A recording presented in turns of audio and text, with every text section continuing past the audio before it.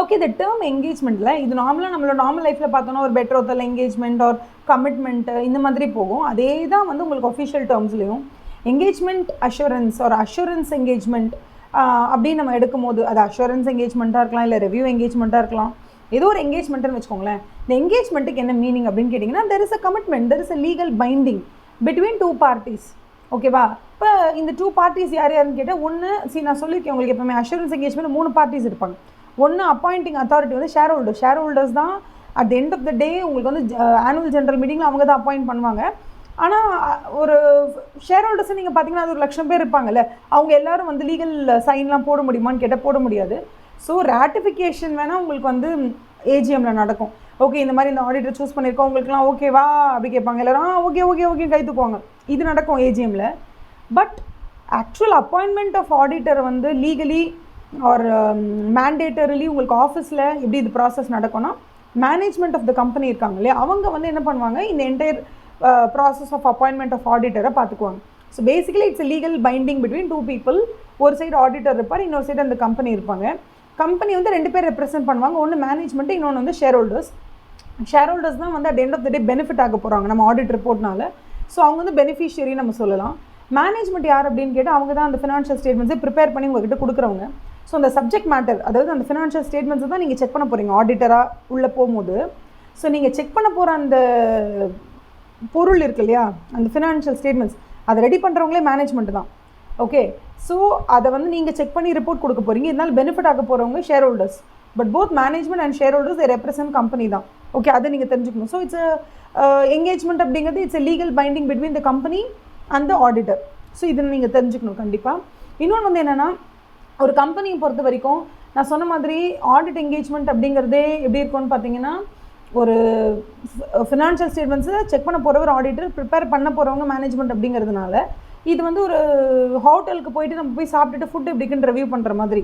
So review பண்ணுறவங்க ஒரு பக்கமும், இன்னொரு பக்கம் சமைச்சவரும் நிற்கிறாருன்னா, சமைச்சவர் வந்து ரிவ்யூவரை பார்த்து கொஞ்சம் பயப்படுவார். ஐயோ எது சொல்லிடுவாங்களோ என்னமோ, ஏதோ சின்ன மிஸ்டேக்கை கண்டுபிடிச்சா கூட நம்ம பேர் கேட்டு போயிடுமேன்னு சொல்லி மேனேஜ்மெண்ட் வந்து ரொம்ப பயப்படும் ஆடிட்டரை பார்த்து. எப்படி ஒரு செஃப் வந்து ரிவ்யூவரை பார்த்து பயப்படுவாங்களோ அதே மாதிரி தான் ஒரு ஆடிட்டரை பார்த்து மேனேஜ்மெண்ட் பயப்படும். ஆடிட்டர் கேட்குற எல்லாத்தையும் சீக்கிரம் கொண்டு வந்து கொடுத்துருவாங்க, இன்ஃபர்மேஷன் சொல்லிவிடுவாங்க. நமக்கு வந்து இட்ஸ் நாட் அந்த அளவுக்கு நம்மளால் வந்து ஒரு அஷூரன்ஸ் கொடுக்க முடியாது. இது ஒரு ப்ராப்ளம் எப்போதுமே. அதனால தான் சொல்லுவாங்க, ஆடிட்டர் உள்ளே போய் ஆடிட் பண்ணும்போது மேனேஜ்மெண்ட்டு தான் அதிகமாக பாதிக்கப்பட போகிறது. இதனால் ஒரு பேட் ரிவ்யூ கொடுத்துட்டு எப்படி செஃப் ரொம்ப கவலைப்படுவாரோ, அதே மாதிரி ஒரு பேட் ரிவ்யூ வந்துருச்சுன்னா அது மேனேஜ்மெண்ட் மேலே ஒரு பெரிய குற்றச்சாட்டாகிடும். அதனால் மேனேஜ்மெண்ட் என்ன பண்ணுவாங்கன்னா, தன் மீது குற்றச்சாட்டு வந்துடக்கூடாதுன்றதுல ரொம்பவே வந்து நுணுக்கமாக நடப்பாங்க. அதனால் ஆடிட் நம்ம பண்ணும்போது மேனேஜ்மெண்ட்டோட 100% கோஆப்ரேஷனை ஒரு ஆடிட்டர் எதிர்பார்த்தாருன்னா ஒரு முட்டாள்னு அர்த்தம். ஸோ எந்த ஒரு மேனேஜ்மெண்ட்டுமே 100% ஆடிட்டர் கேட்குற எல்லாத்தையுமே கொண்டு வந்து கொடுப்பாங்கன்றது ரொம்ப ரொம்ப ரொம்ப டிஃபிகல்ட். ஓகேவா? பிகாஸ் அவங்க சைடு ஏதாவது மிஸ்டேக் இருந்துச்சுன்னா அதை மறைக்க தான் அவங்க ட்ரை பண்ணுவாங்க. ரொம்ப சொஃபஸ்டிகேட்டடான விஷயங்களை அவங்க கொஞ்சம் மறைக்க தான் ட்ரை பண்ணுவாங்க. So auditor has to have this kind of understanding. Okay, நம்ம உள்ளே போகிறோம், செஃப்கிட்டே போய் நீங்கள் இதை உப்பு கம்மியாக போட்டிருக்கீங்களா, அதிகமாக போட்டிருக்கீங்களா, எவ்வளோ உப்பு போட்டிங்க, இதை என்ன பண்ணீங்க, அதை பண்ணீங்கன்னு கேட்டால் செஃப் கொஞ்சம் காண்டாயிடுவார். ஸோ இட்ஸ் லைக் செஃப்பும் அந்த சாப்பாடு பார்த்துட்டு ரிவ்யூ கொடுக்க வந்தவங்களும் பேசிக்கிட்டு எப்படி இருக்குமோ அந்த மாதிரி ஒரு கம்பி மேலே நடக்கிற மாதிரி தான் இந்த entire audit assurance or entire அந்த அஷூரன்ஸ் என்கேஜ்மெண்ட் அப்படிங்கிறது அப்படிப்பட்ட ஒரு விஷயம் தான். இது என்கேஜ்மெண்ட்னா நான் உங்களுக்கு என்ன சொல்கிறேன், லீகல் பைண்டிங் பிட்வீன் 2 parties. இது ஆடிட்டை பொறுத்த வரைக்கும் இந்த பக்கம் ஆடிட்டரும் அந்த பக்கம் கம்பெனியும் இருப்பாங்க. இதுவே ரெவ்யூ என்கேஜ்மெண்ட்டாக இருந்தால் இந்த பக்கம் ரெவ்யூவர், அந்த பக்கம் அதே கம்பெனி இருக்க போகிறாங்க. ஆடிட்டரே தான் ரெவ்யூவராகவும் இருப்பார். பட் ஸ்டில் ரெவ்யூவர் அப்படின்றவங்கள ரெவ்யூவர்னே சொல்கிறது பெட்டர். பிகாஸ் அதே ரெவ்யூவர் ஆடிட்டராகவும் இருப்பாங்கன்னு சொல்ல முடியாது. So I think I have given you some kind of clarity into this. எதாவது டவுட் இருந்துச்சுன்னா கண்டிப்பாக கமெண்ட் செக்ஷனில் கேளுங்க. I will give you additional clarity on this.